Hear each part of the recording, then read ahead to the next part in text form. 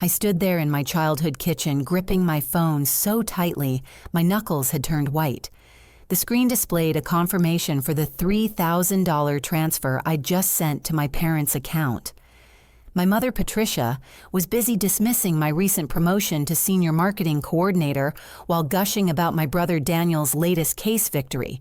When I mentioned landing the biggest client in my company's history, my father, Robert, actually laughed. He looked me dead in the eye and said those words that would change everything. "Teresa, face reality. You'll never be as good as your brother." Something inside me snapped. I stood up from that familiar dinner table and replied with a calmness that surprised even me. "Then ask him to pay all your bills. I'm done sending money." The color drained from my mother's face as she stammered, "What money? We never received a single dollar from you." Growing up in our modest 3-bedroom ranch house in suburban Chicago, I learned early that love came with conditions. Daniel was 4 years older and everything I wasn't.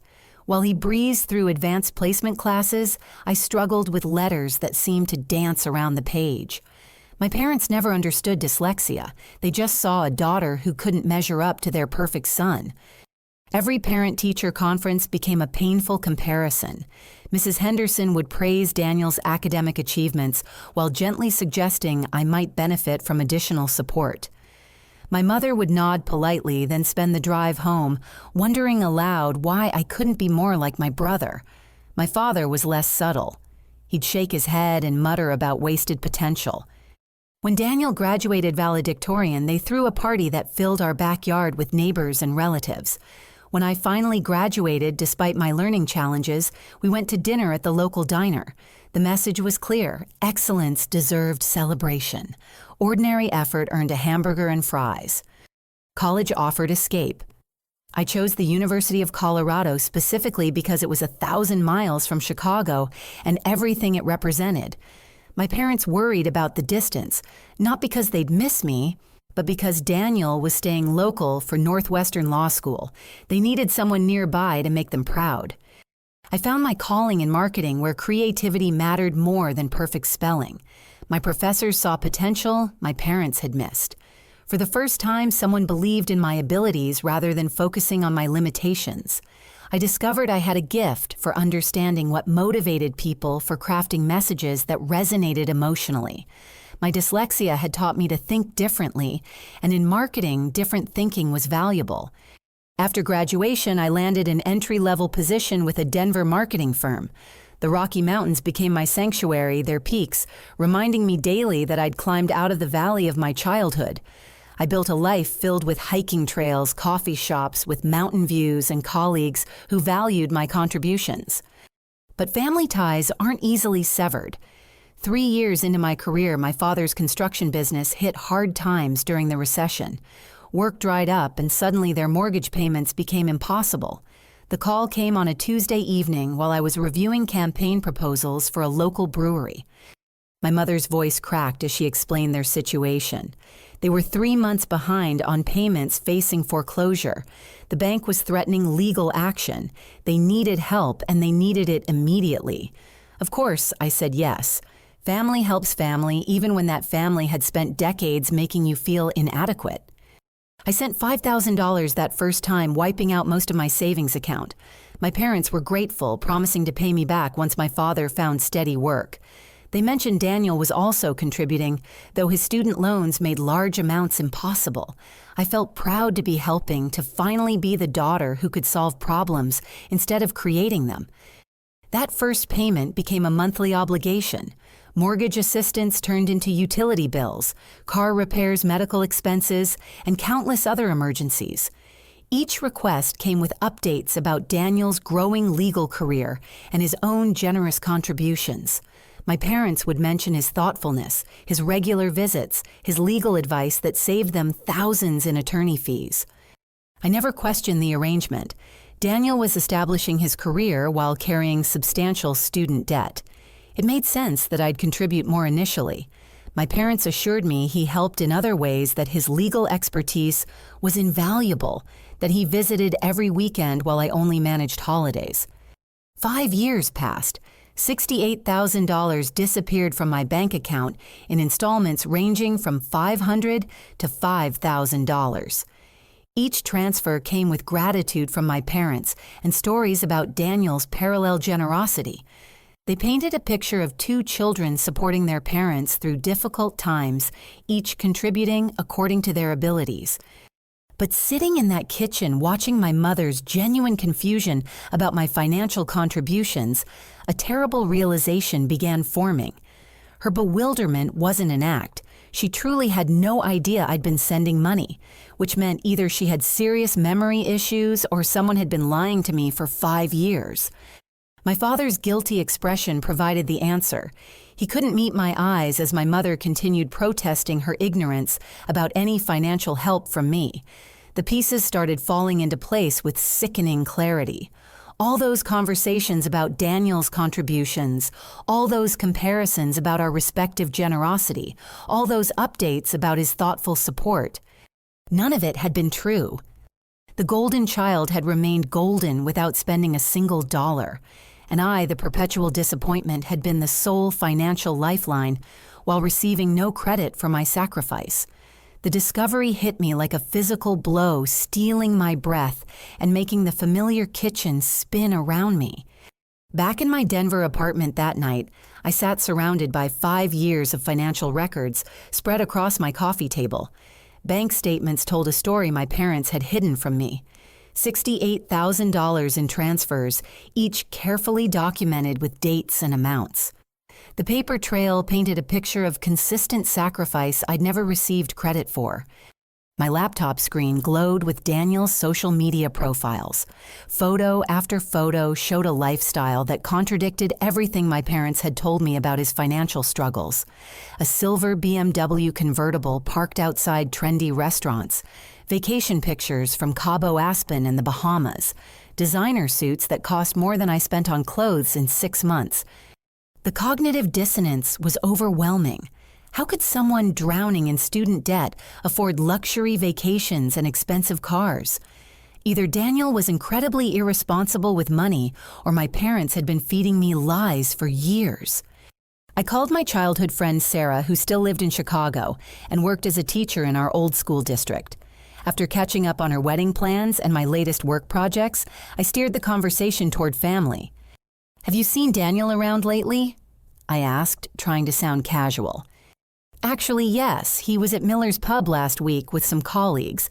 Seemed to be doing really well for himself. That BMW of his is gorgeous, though I can't imagine the payments." My stomach dropped. BMW payments must be rough with student loans. Sarah laughed. "Student loans girl Daniel bought that condo downtown last year. Cash purchase, according to the rumor mill. Whatever legal work he's doing, it's paying incredibly well." The room started spinning. Cash purchase, luxury car, designer lifestyle, none of it matched the struggling young lawyer my parents had described. Either Sarah was misinformed or I'd been living in a carefully constructed fantasy. I needed direct confirmation. Taking a deep breath, I dialed Daniel's number. He answered on the 3rd ring, sounding pleased to hear from me. "Teresa, this is a surprise. How's life in the mountains?" "Good, really good. Actually, I'm calling because I could use some financial advice." His tone shifted slightly, becoming more professional. "What kind of advice?" "Well, I'm thinking about buying a house, but I'm worried about overextending myself financially.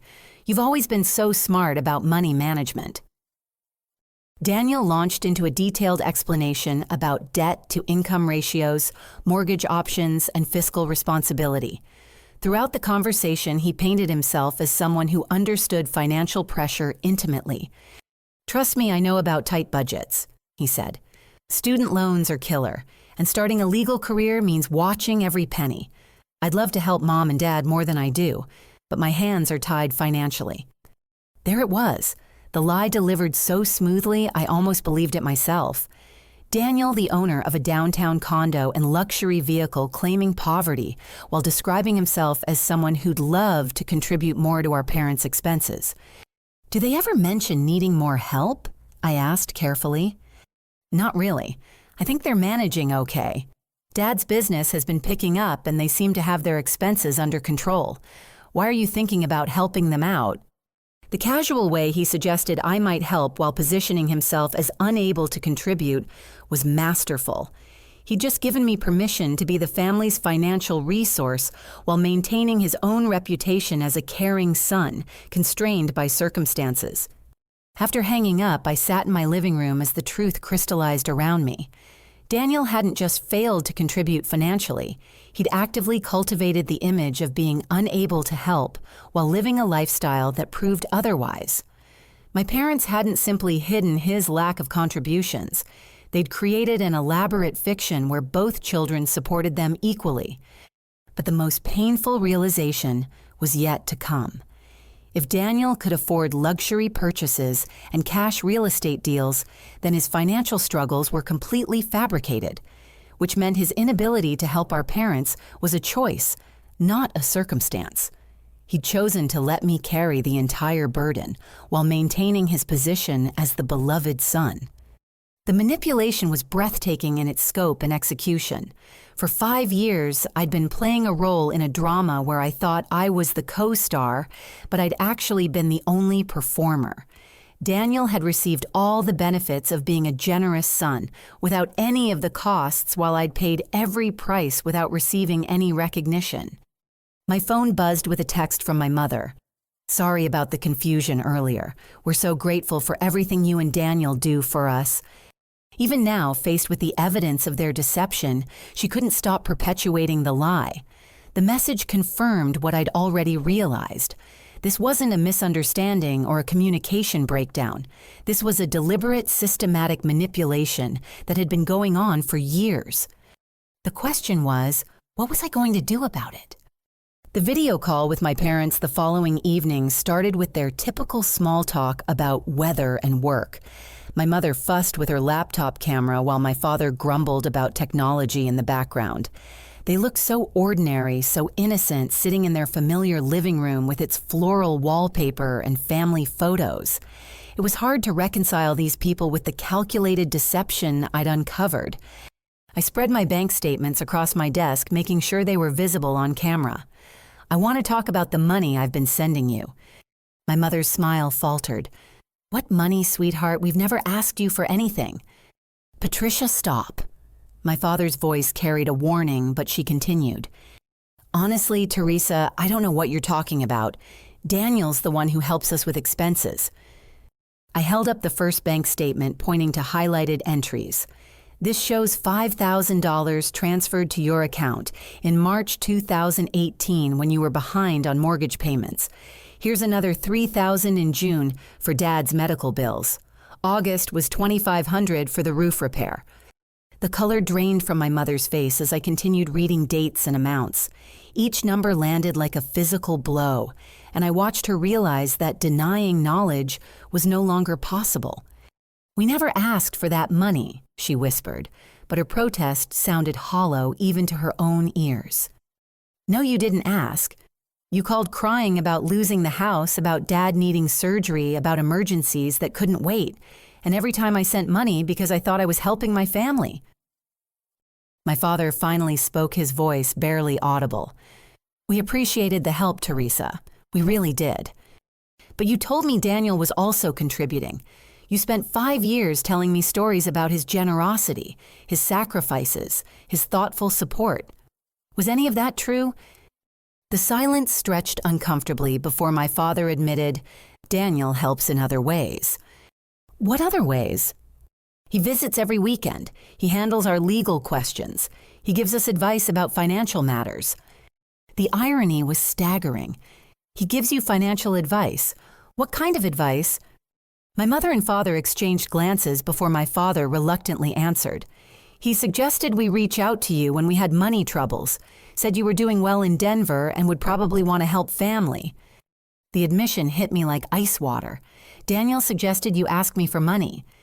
He said it wasn't fair to burden him with our problems when he was still paying off school loans," my mother added defensively. "He said you'd understand family obligations better since you didn't have education debt." I stared at them through the computer screen, processing the magnitude of what they'd revealed. Daniel hadn't just avoided contributing. He'd actively directed them to seek money from me while positioning himself as too financially constrained to help.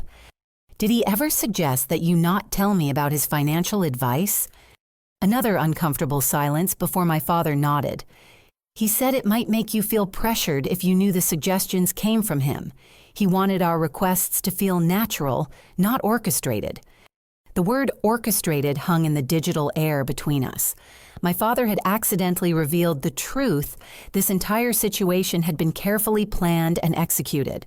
Daniel had manipulated our parents into manipulating me, creating layers of deception that protected his reputation while exploiting my sense of family obligation. So when you called me crying about losing the house, that was Daniel's idea? Not the crying, my mother said quickly. We really were scared about foreclosure, but Daniel suggested that calling you might be more effective than trying to handle it ourselves. More effective than asking him for help, you mean? My parents couldn't deny it anymore. The evidence was overwhelming, and their own admissions had confirmed my worst suspicions.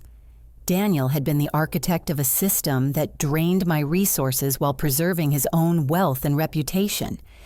But there was more to uncover. What other financial advice has Daniel given you? My mother looked uncomfortable. He helps us understand tax implications of gifts, legal aspects of family loans, things like that. Has he ever suggested you frame your requests to me in particular ways?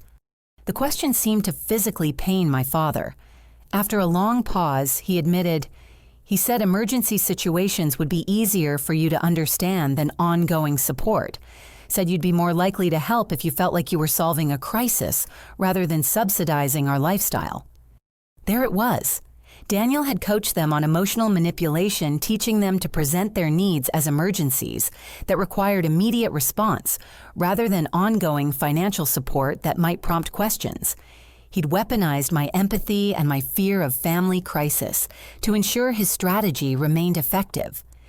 Have you ever wondered why Daniel's student loan payments prevent him from helping, but he can afford vacations and expensive cars? My parents looked genuinely confused. What vacations? My mother asked. I shared my screen showing Daniel's social media profiles. Their expressions shifted from confusion to shock as they saw their son's lifestyle displayed in high-definition photos. The Cabo Beach Resort, the Aspen Ski Lodge, the BMW dealership celebration photo. We had no idea, my father whispered. He always talks about being financially strapped. The realization that they'd been deceived, too, should have made me feel better, but it didn't. Instead, it highlighted how thoroughly Daniel had manipulated everyone involved. He'd convinced our parents that he was struggling while simultaneously directing them to exploit my financial resources. He'd maintained his position as the favored child while ensuring I carried all the financial burden. The call ended with my parents promising to think about what I'd shown them, but their discomfort was obvious. Confronting Daniel's deception meant acknowledging their own role in perpetuating it, and that was clearly more difficult than they'd anticipated. As I closed my laptop, I realized this conversation had been just the beginning. Daniel had created a system that benefited him enormously, while costing me thousands of dollars and years of emotional manipulation. Dismantling that system would require more than showing my parents some bank statements and social media photos. It would require confronting Daniel directly. I didn't have to wait long for Daniel to call me. Apparently, my parents had mentioned our conversation because my phone rang at 7:30 the next morning. Daniel's voice carried an edge I'd rarely heard before. "Teresa, what's this nonsense about money you've supposedly been sending Mom and Dad?" His choice to lead with attack rather than explanation told me everything I needed to know about his mindset. No concern for my feelings, no curiosity about my perspective, just immediate damage control. "It's not nonsense, Daniel. I have 5 years of bank records showing $68,000 in transfers to their account." "That's impossible. They would have told me if you were helping them financially." The deflection was smooth but ineffective. "Why would they tell you, according to them, you've been helping too?" "I help in ways that matter. Legal advice, emotional support, regular visits. Money isn't everything, Teresa." His condescending tone triggered memories of childhood arguments where he'd used superior vocabulary and logic to make me feel small. But I wasn't 7 years old anymore, and I'd spent years developing skills in reading people and understanding motivations. You're right, money isn't everything. But when parents are facing foreclosure, money is exactly what they need. Legal advice doesn't pay mortgage bills. Some of us contribute more than just writing checks, he shot back. I spend my weekends helping them with paperwork, explaining their legal options, making sure they understand their rights. That's worth more than throwing money at problems. The casual dismissal of my financial sacrifices as throwing money at problems revealed his true feelings about my contributions. To Daniel, my $68,000 was just mindless cash distribution, while his weekend visits were valuable professional services. How much money have you sent them over the past 5 years? The silence stretched long enough to confirm what I already knew. Financial support isn't the only way to help family. That's not what I asked. How much money have you personally sent them? My financial situation is more complicated than yours. Student loans, professional expenses, building a legal practice. Not everyone has the luxury of disposable income. I opened my laptop and navigated to his social media profiles while he spoke. Is a BMW convertible a professional expense? What? Your silver BMW. Is that a business necessity, or did you buy it because you wanted a luxury car? His tone shifted, becoming more defensive. How do you know about my car? Social media. Same place I learned about your Cabo vacation last winter and your new downtown condo. For someone struggling with student loans, you seem to afford a lot of expensive purchases. My financial decisions are none of your business. They become my business when you're advising our parents to ask me for money while claiming you can't afford to help them yourself. The accusation hung in the air for several heartbeats before Daniel responded with characteristic lawyer precision. I never told them to ask you for anything. Dad says you suggested they reach out to me when they had financial troubles, said I'd understand family obligations better than someone dealing with education debt. That's not the same as telling them to ask for money. The semantic argument revealed his legal training and his comfort with technical truths that obscured larger deceptions. He was technically correct that suggesting they reach out wasn't identical to demanding they request money, but the practical effect was identical. Daniel, do you have student loans? Of course I have student loans. How much do you owe? Another telling pause. That's personal information. Our parents' financial crisis has been my personal business for 5 years. How much do you owe on your education? The amount isn't relevant to this conversation. His evasion confirmed my suspicion that his student debt was either minimal or non-existent. Someone truly struggling with educational loans would know the exact balance and payment amounts. Someone using imaginary debt as an excuse for not helping family would avoid specifics. Here's what I think happened. I continued. You graduated from law school, got a good job, and started making serious money. But you realized that helping our parents financially would set a precedent.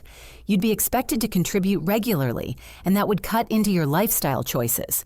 So you created a fiction about being financially strapped while encouraging them to seek help from me instead. That's ridiculous. Is it you maintain your position as the perfect son who visits regularly and provides valuable advice while I become the family's ATM machine? You get all the emotional benefits of being a caring child without any of the financial costs. Daniel's voice turned cold. You're being paranoid and jealous. This conversation is over. No, this conversation is just beginning. I'm done sending money to our parents, effective immediately. If you think they need financial support, you can provide it yourself. You can't just abandon them because you're having some emotional breakdown about family dynamics. The threat was subtle but clear. Challenge the existing arrangement and I'd be painted as the selfish daughter who abandoned her parents in their time of need. Daniel was betting that my guilt and family loyalty would override my anger about being manipulated. I'm not abandoning anyone. I'm simply ending my role as the family's sole financial resource while you get credit for being equally supportive. What credit? I never asked for credit. You didn't have to ask. For 5 years, our parents have praised your generosity, while I've been the one actually paying their bills. You've received every benefit of being a generous son without spending a dollar. The conversation was deteriorating, but I needed to push further. Here's what's going to happen. I'm documenting everything I've discovered about this situation. The bank records, the social media evidence, the admissions from our parents about your financial advice. What are you planning to do with this supposed documentation?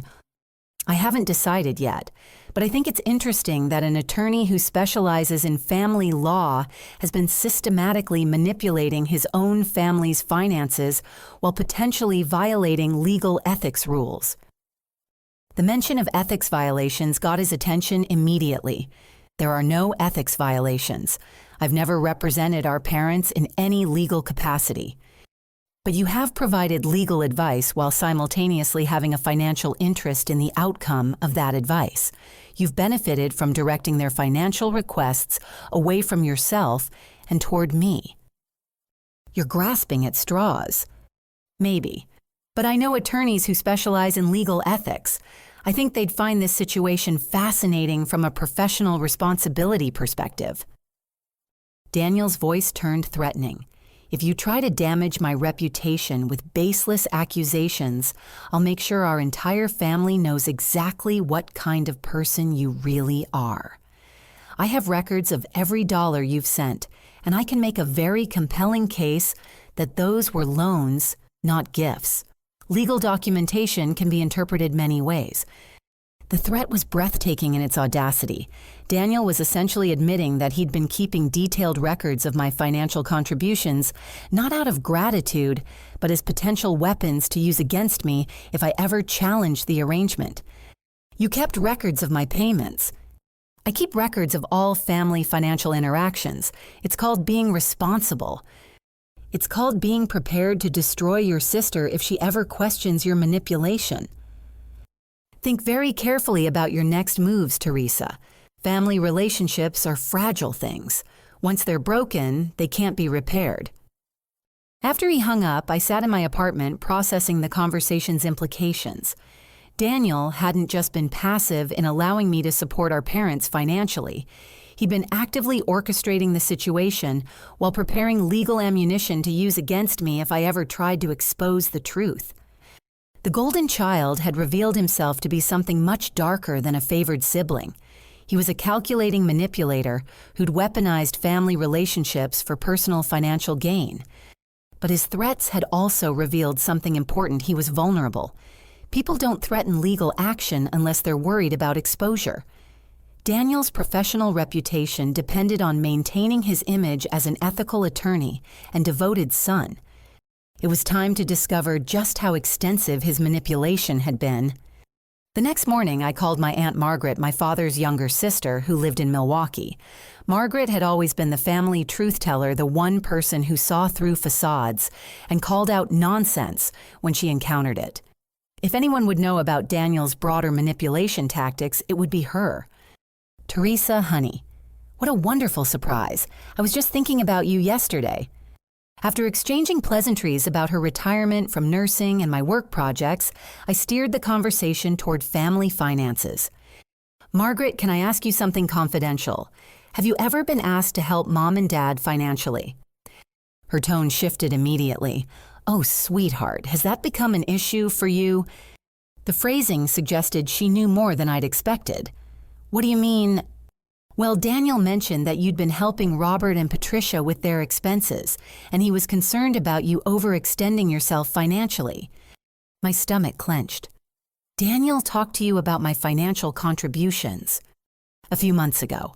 He called asking if I could help with some of your grandmother's medical expenses, said you'd been carrying most of the family's financial burden, and he didn't want to add more pressure. The revelation was staggering. Daniel had been coordinating financial requests across our extended family, positioning different relatives to approach me while maintaining his own image as someone too considerate to burden me further. Did he suggest specific amounts or timing for requests? Margaret paused before answering carefully. He mentioned that Grandma Helen's medication costs were becoming difficult to manage and wondered if family members might contribute. He said you'd probably want to help, but suggested spacing out requests so you wouldn't feel overwhelmed. The systematic nature of Daniel's manipulation was becoming clear. He wasn't just directing our parents' financial requests. He was orchestrating a network of family members to approach me, strategically timing their needs to maximize my compliance while minimizing my suspicion. Margaret, what do you know about Daniel's financial situation? Well, he always talks about student loans and the challenges of building a legal practice. Why? I spent the next 20 minutes sharing what I'd discovered about Daniel's lifestyle, his deception of our parents, and his role in directing financial requests toward me. Margaret listened without interruption, occasionally asking clarifying questions. When I finished, she was quiet for a long moment. "Teresa, I need to tell you something else, something that might be even more concerning." My heart rate accelerated. "What?" "Daniel has been managing your grandmother's estate planning. About 6 months ago, he convinced her to update her will and establish some financial arrangements that benefit him significantly." "What kind of arrangements?" "He's been receiving what he calls inheritance advances to help with his student loans.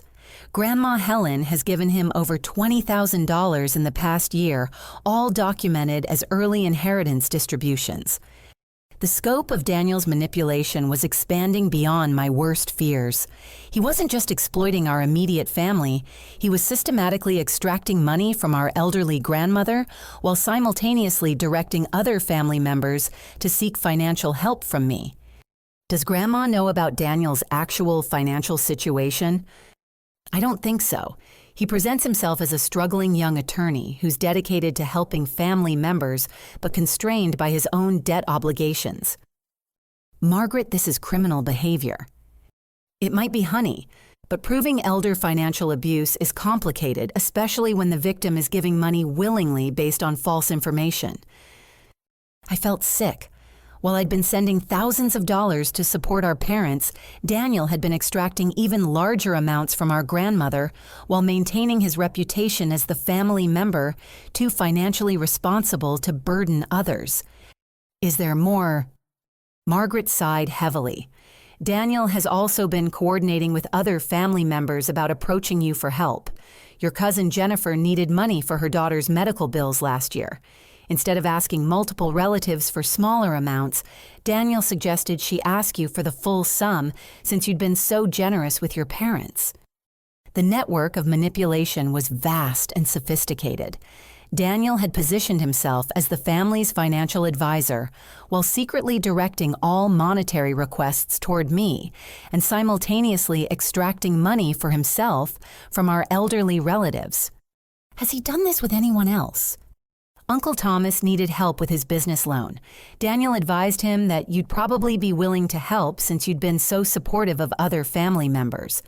And when your cousin Mark was going through his divorce, Daniel suggested he might ask you for temporary financial assistance rather than disrupting other people's budgets. I realized that for at least 2 years, Daniel had been operating an informal financial network where I was the primary resource for all family monetary needs, while he remained financially protected and emotionally celebrated. Margaret, do you have any documentation of these conversations? I have emails and text messages where Daniel discusses family financial coordination. At the time, I thought he was being thoughtful about not overwhelming any single family member. Now I'm wondering if he was protecting himself while exploiting you. The evidence was mounting, but I needed to understand the full scope before deciding how to respond. Can you send me those messages? Of course, but Teresa, you need to be careful. Daniel is very smart and he's been building legal defenses for his actions. If you challenge him directly, he'll be prepared. After hanging up with Margaret, I spent hours processing the magnitude of Daniel's deception. He hadn't just manipulated our parents into asking me for money while avoiding his own financial obligations. He'd created an entire family financial ecosystem where I was the sole contributor while he was the primary beneficiary. The golden child had weaponized his position as the family's trusted advisor to exploit everyone's resources while protecting his own wealth. He'd turned family relationships into profit centers while maintaining his image as the responsible, caring son who simply couldn't afford to help more than he already was. But Margaret's warning about legal defenses troubled me. If Daniel had been preparing for potential exposure, then he'd likely documented our family's financial interactions in ways that protected him legally, while potentially making me appear to be a willing participant in whatever arrangement he'd created. The question was no longer just about stopping Daniel's manipulation. It was about protecting myself from whatever legal strategies he'd developed to maintain his position and destroy anyone who challenged him. The next phase would require professional help. I spent the weekend researching attorneys who specialized in financial abuse cases before settling on Jennifer Walsh, a lawyer whose practice focused on family financial exploitation and professional ethics violations. Her online reviews emphasized her expertise in complex manipulation cases and her experience with legal professionals who abused their positions. Monday morning, I sat in her downtown Denver office surrounded by boxes of documentation I'd assembled over the weekend. Bank statements, social media screenshots, email chains with family members, and detailed timelines of Daniel's various manipulation tactics covered her conference table. Jennifer reviewed the materials with the methodical precision of someone who'd seen similar cases before. Her questions were pointed and professional, focusing on documented evidence rather than emotional impact. "This is quite sophisticated," she said after reviewing my timeline.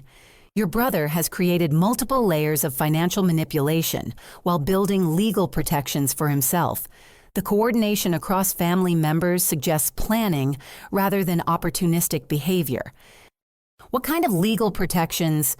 "He's positioned himself as a family advisor rather than a direct beneficiary. Technically, he hasn't stolen money or forged documents. He's influenced family members to make financial decisions that benefit him, but he's maintained plausible deniability about his motivations." The analysis confirmed my fears about Daniel's legal sophistication. "So there's nothing illegal about what he's done?" "I didn't say that. There are potential ethics violations related to his dual role as family advisor and secret beneficiary. The Illinois State Bar Association takes professional responsibility seriously, especially when attorneys use their legal training to exploit personal relationships." Jennifer explained that attorneys have ethical obligations that extend beyond their formal client relationships.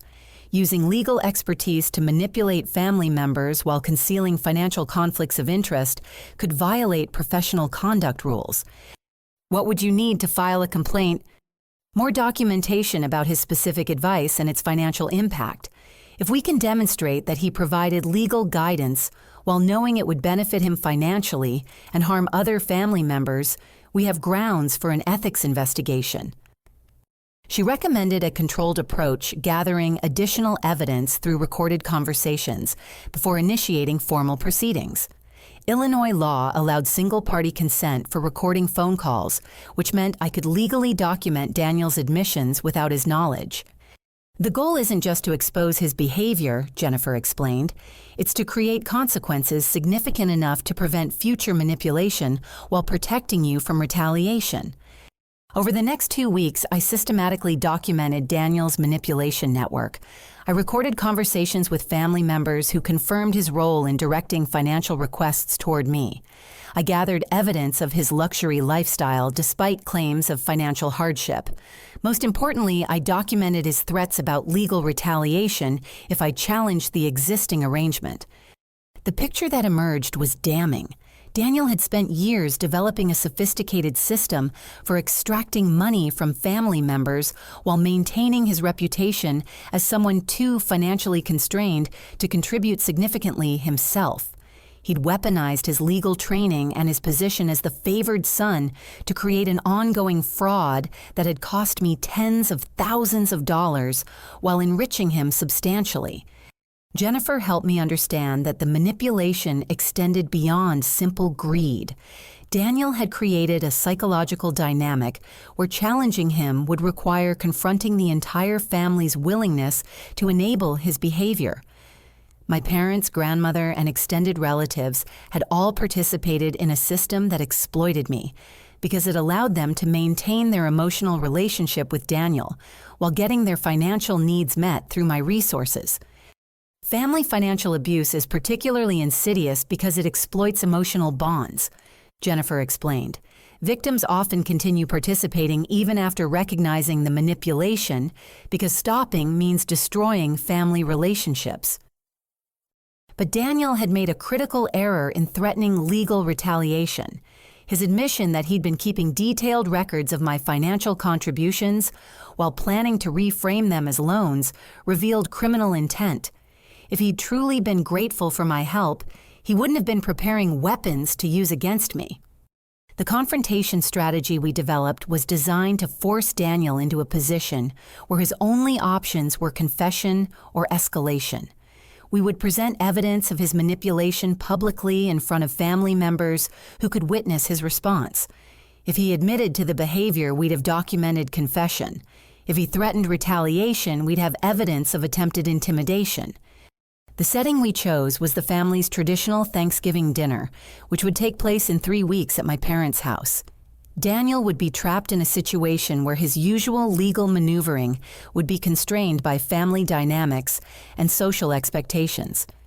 Jennifer helped me prepare a presentation that would systematically expose Daniel's manipulation, while offering our parents an opportunity to acknowledge their role and commit to changes. The goal wasn't to destroy the family, but to force honest confrontation of the financial abuse that had been hidden for years. Remember, Jennifer cautioned, this conversation will either end the manipulation or escalate the conflict significantly. Once you present this evidence publicly, there's no going back to the previous dynamic. I'd already decided there was no going back anyway. The golden child's reign of financial exploitation was ending regardless of the consequences for our family relationships. 3 days before Thanksgiving, I called my parents to confirm my attendance and mentioned that I had some important family financial information to share during dinner. I wanted Daniel to be aware that something significant was planned, forcing him into a defensive mindset that would make his responses more revealing. As I packed my presentation materials for the trip to Chicago, I realized this confrontation would determine not just the future of our family's financial dynamics, but the fundamental nature of our relationships with each other. The truth would either heal our dysfunctional patterns or destroy the illusions that had held us together. Either outcome would be better than continuing to enable Daniel's exploitation while sacrificing my own financial security for his benefit.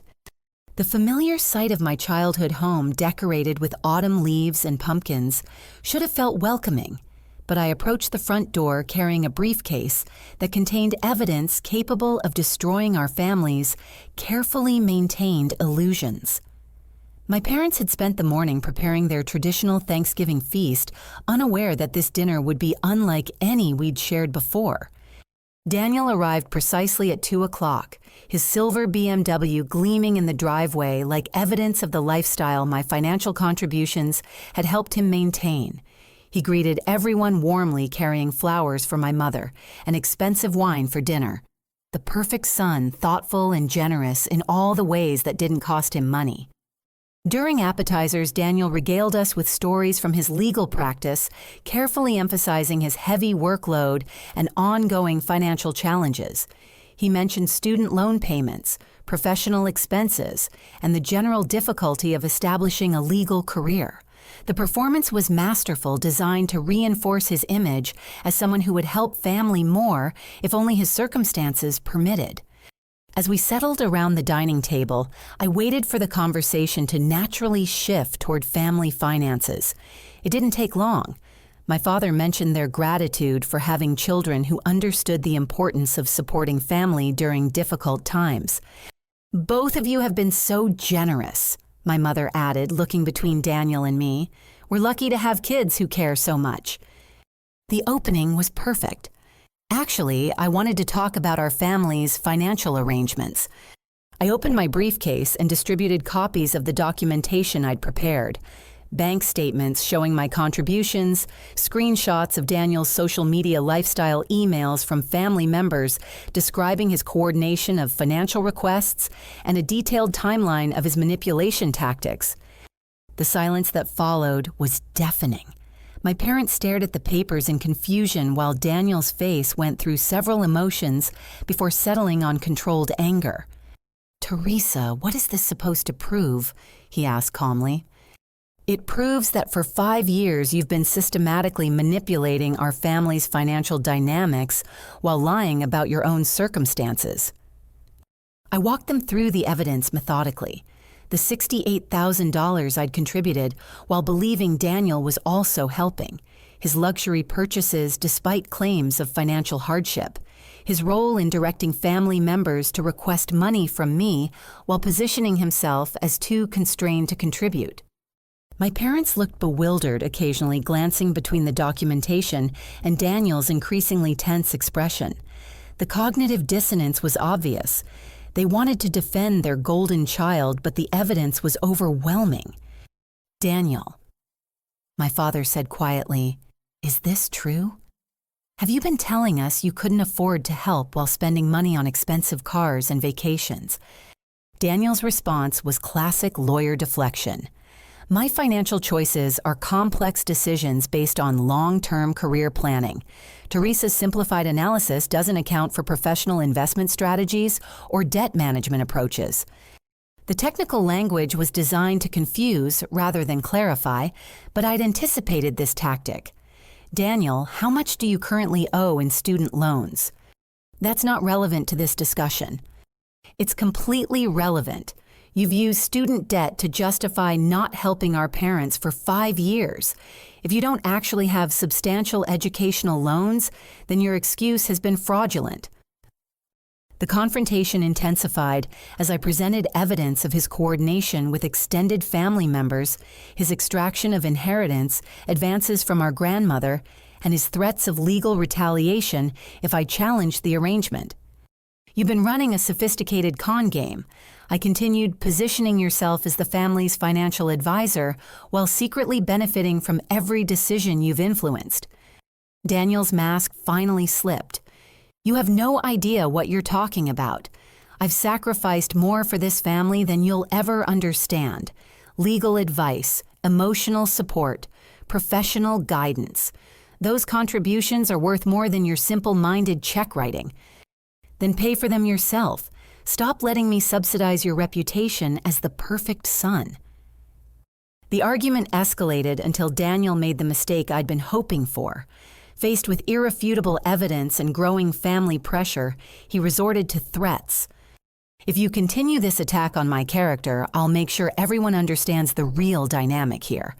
I have detailed records of every dollar you've sent, and I can demonstrate that those payments were loans, not gifts. Legal documentation can be interpreted in many ways, and I'll ensure the interpretation protects our family's interests." My parents stared at him in shock. The golden child had just threatened to legally destroy his sister for exposing his manipulation.